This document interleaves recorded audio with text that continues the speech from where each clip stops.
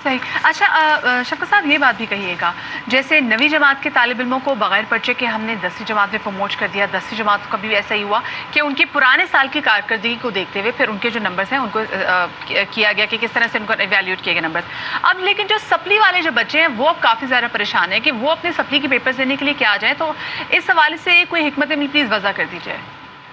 देखिए बड़ी क्लियर है, हमने तो शुरू से कर दिया था, सारी सूबाई हुकूमतों को भी कल से मिलकर किया था, इसलिए उनको भी पता है इस चीज़ का।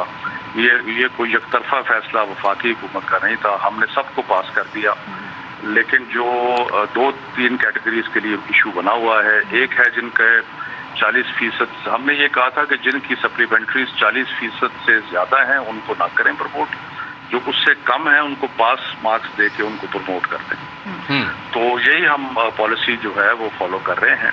दूसरा मसला जो है वो उनका है कि जिन्होंने मैट्रिक का इम्तिहान दिया था लेकिन फर्स्ट ईयर का नहीं दिया था, यानी 11th क्लास का नहीं दिया था, अब वो कह रहे हैं कि जी हमें मैट्रिक की बुनियाद में FA पास कर दिया जाए, वो मुश्किल है।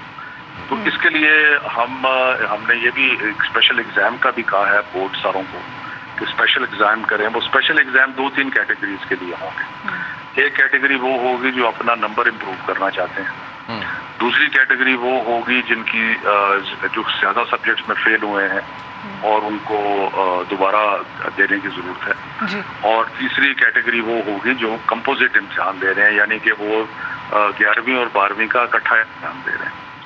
तो उसमें लोगों को खदशा ये है कि उनका यूनिवर्सिटीज में अभी तो यूनिवर्सिटीज के अपने दाखिले जो हैं वो शुरू नहीं हुए जी, और यूनिवर्सिटी सेमेस्टर सिस्टम पे काम करती हैं। हम यूनिवर्सिटीज के साथ काम कर रहे हैं कि वो सेकंड सेमेस्टर में भी एडमिशन दे, तो बच्चे जो फर्स्ट सेमेस्टर में एडमिशन में नहीं आ सकते उनको चांस सेकंड में ज्वाइन कर। जाते जाते शफ़क़त साहब लास्ट चीज़ पूछना चाहूँगा, ये जो मैट्रिक के इम्तिहानात जिन बच्चों के हो गए हैं और अब जो 9th क्लास के बच्चे जिन्होंने मैट्रिक में आना है, तो यूजुअली ये हो रहा था कि 9th का बोर्ड अलग था, 10वीं का बोर्ड अलग था, तो अब ये क्या अगले साल दोनों बोर्ड इकट्ठे होंगे, दोनों इम्तिहानात इकट्ठे होंगे या एक ही इम्तिहान होगा 10वीं का?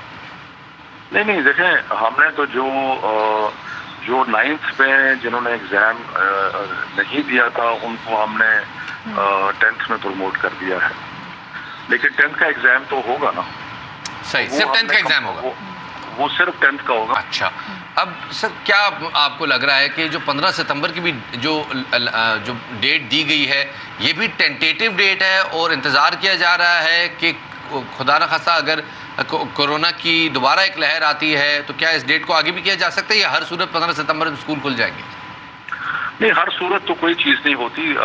हम हालात का जायज़ा लेंगे, देखेंगे कि बीमारी की क्या ट्रेंड है, ये देखेंगे कि क्या सेफ है या नहीं है। देखिए अवलीन चीज़ जो है वो बच्चों की सेहत है, उसके बाद उनकी तालीम है। तो सेहत का ख्याल रख के हमने तालीम देनी है, तो उसके लिए बहुत ज़रूरी है कि हम साथ साथ अभी देखें ईद की छुट्टियां आ रही हैं, पिछली ईद के बाद एक स्पाइक आई थी, यानी कि बढ़ गए थे नंबर जो इन्फेक्शन के थे, जी।